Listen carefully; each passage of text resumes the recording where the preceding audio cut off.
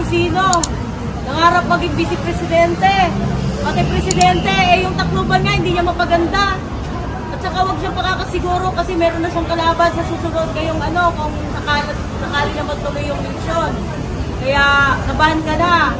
Dahil yung mga pangarap mo, biglang babagsak yan. Tsaka hindi talaga kami titigil hanggat hindi kayo napaparusahan sa mga korupsyon, sa mga perang ninakaw nyo sa taong bayan. Napakadami yung kasalanan sa amin, sa totoo lang. Kami nagpapakahirap dito, pupunta talaga kami dito sa Maynila kahit matulog kami dito sa wag lang matuloy-tuloy lang yung aming laban dahil sobra-sobra na yung wala nang hustisya. Justice wala na. Batas nyo, pinairal nyo, pes ngayon. Batas ng mamamayang Pilipino, pairali namin para pabagsakin kayo. Dahil kami, ang nagluklok sa inyo sa pwesto, kami rin ang papabagsak sa inyo. Hindi kami takot kung sino mga pulis na papaalis sa amin dito, kung sino man dyan. Dahil mga mamamayang Pilipino ang mas may karapatan. Dahil kami ang nagpapasahod sa inyo. Kami ang tunay na nagluklok kung saan man kayo ngayon. Kaya hindi kami titigil hanggat hindi kayo bumababa dyan. Sa amin ngayon dito, ang aming presidente na walang iba kundi si Sara Duterte. Hindi na si Marcos, si Sara na. Hindi kami papayag na hindi siya papalit sa inyo. Pag matapos itong hindi kami alis dito hanggat hindi napapalitan dahil wala na. Weak! Papit ka lang, nitabaluslos at hindi sa taras. Ang dami ng hirap na, ang dami na namang nababaliw. Mga mahihirap dahil hindi nakakain, dahil wala makain, dahil mahal ang mga bilihin.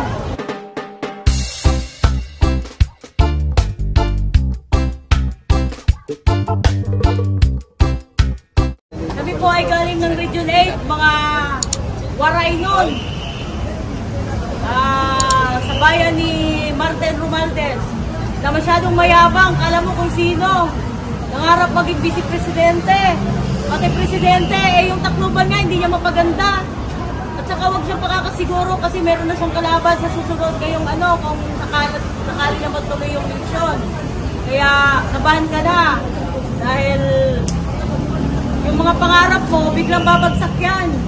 Tsaka hindi talaga kami titigil hanggat hindi kayo napaparusahan sa mga korupsyon, sa mga perang ninakaw nyo sa taong bayan. Napakadami yung kasalanan sa amin, sa totoo lang.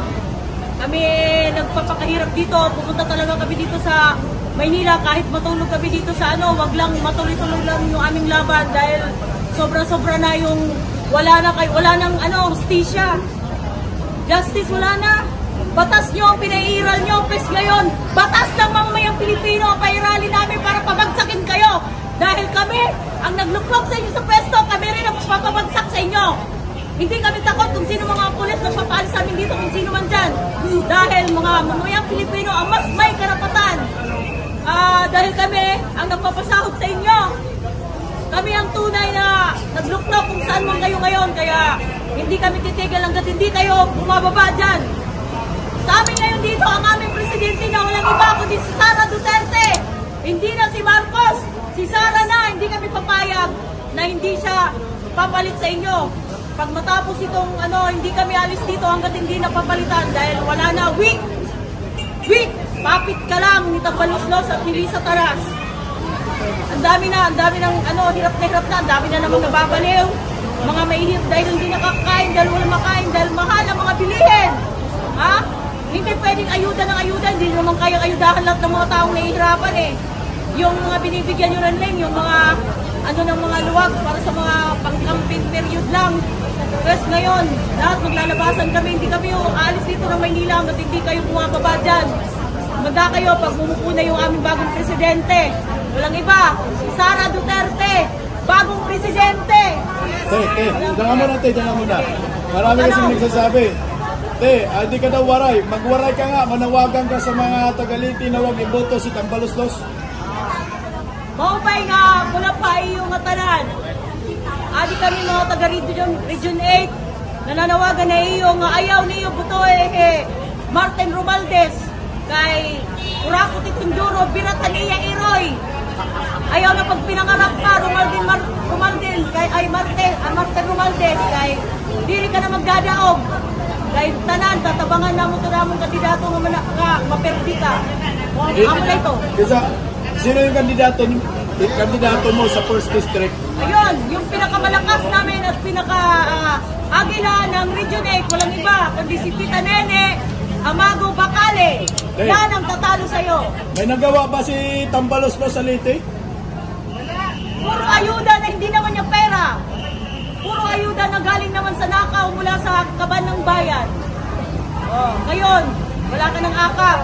Mamumulubi ka na dahil sisingilin ka ng mga inaayudahan mo. Ano pa? Ang balita ay sa survey, si Martin Romualdez ay bagsak sa survey sa pagiging kongresista at nangunguna si Ma'am Nene. Tama po ba yun? Tamang-tama po dahil sa totoo lang, wala namang may gusto na yan sa kanila sa Tacloban. Alam naman ng mga tao at saka hindi naman naniniwala ang mga tao sa mga fake news na pinararating nila na puro mga panira lang sa mga Duterte dahil alam naman nila kung sino yung tunay na mga tumulong sa Tacloban nung time na kailangan namin ng tulong. Walang iba kundi ang Duterte family. Mayor pa nung si Tatay Digong. Talagang pumunta yan sila doon para tumulong kaya tumatanggap lang ng mga ayuda mga tao doon pero wag kang pakasisiguro Martin na ikaw ang ibubuto sila dahil ayaw na nila sa inyo. Saan ka ba? Tacloban ka? Tacloban? Marugo. Marugo. Naanuhan din ng Yolanda yun. Opo, lahat apektado. Ano ang masasabi mo dito sa sinasabi ni Martin Romualdez nang unang tumulong daw sa Tacloban na apektuhan ng Yolanda ay Bicolano? Ay, hindi po totoo yan. Puro naman, walang katotohanan lahat ng mga sinasabi nila, puro fake news. Binabaliktad lang nila lahat ng katotohanan. Liars go to hell. Malalaman din ng taong bayan kung sino yung nagsasabi ng totoo kahit ano pang panira nyo kay BP Sara. Hindi mga mangmang, kahit mga bata ngayon, hindi nyo na manuloko. Iba ang panahon ngayon sa panahon noon.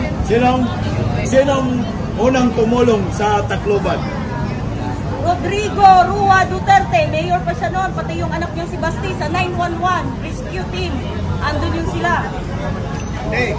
Anong masasabi mo doon kay BP Sara na binabatikos ngayon si BP Sara dahil po sa sinabi niya, hindi ako magpapatawad. Dahil sobra-sobra na, kumbaga ay napuno na yung salop. Kung sa abilidad lang... Karapat-dapat bang patawarin si Bongbong Marcos? Ay hindi, walang kapatawaran yung ginawa niya. Hindi lang dahil, hindi kay BP lang, kundi sa mamayang Pilipino. Ngayon, si PBBM nagpatawag ng mga kongreso, fellowship, di ba? Fellowship? 200 congressmen pumunta doon sa Malacanang. Tapos itong mga kongresista na ito, nagpasa sila ng mandato na protektahan nila si PBBM na hindi raw mag-destabilize ang kanyang administrasyon. Anong masasabi mo doon? Kahapon, the other day yung nangyari, last Thursday. God is with us. Lalabas din ang katotohanan. At saka kahit kailan, walang nanalong kasamaan laban sa kabutihan. Lahat yan may kumbaga nga, yung gaba hindi magsaba. Saka kayang-kaya ni BP Sara yan. Kahit wala pang hindi naman namimili ng tulong sa ama niya. Pero kasi sabi nga, mas magaling yung anak ko kaysa sa akin. Yun lang ang tanda nyo. No turning back. No turning back. Ano masasabi mo doon sa meron pong pangatlong nag-file ng impeachment complaint? Pero hindi pa alam kung sino itong mga kongresista raw. Nag-file ng pangatlong impeachment complaint. It turns back to them. Babalik lahat sa kanila yung mga ginagawa nila ngayon, sa kanila din ang balik. So sa tingin mo, utos ito ng Tambaluslos? Sila naman talaga. Yes! Utos yan ni Romualdez at saka ni Lisa Tanas.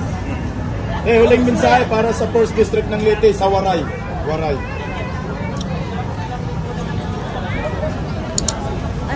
Anak mo, te?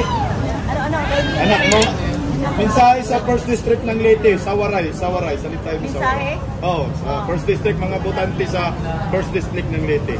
Maaram ako nga ang Tacloban at mga akon mga kababaryo nagkukuri jud in ura-ura. Pag pirmi nala naghihinulat kan ayuda, magikan kan Romualdez.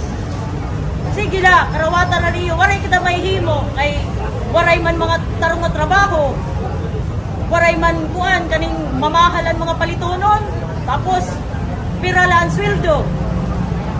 Antos lanay kita kay tanan man nga atong kakurian niya na naagihapon nito. Diri tanang adlaw. Natuyok ang kalibutan ba? Naluluoy ako nga nakikita na ako nga ang mga tao nagpipinangarawat la waray man may himo kay waray na jud kakaon. Man mao man ning gusto nila nga mag pinanhatag lahira, mao ba yung takunta na natatagaan? Diri man.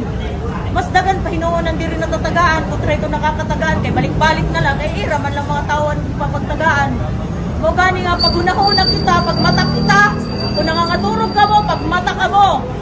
Kay nakikita man ninyo ang sitwasyon nato karon kung unsa jud kalisod ang kinabuhi. Daghan na pud ang mga adik, daghan na pud ang mga pulubi, daghan na pud ang bubuang kay waray namang gikakaon tungod sa kamahal ng mga palitonon.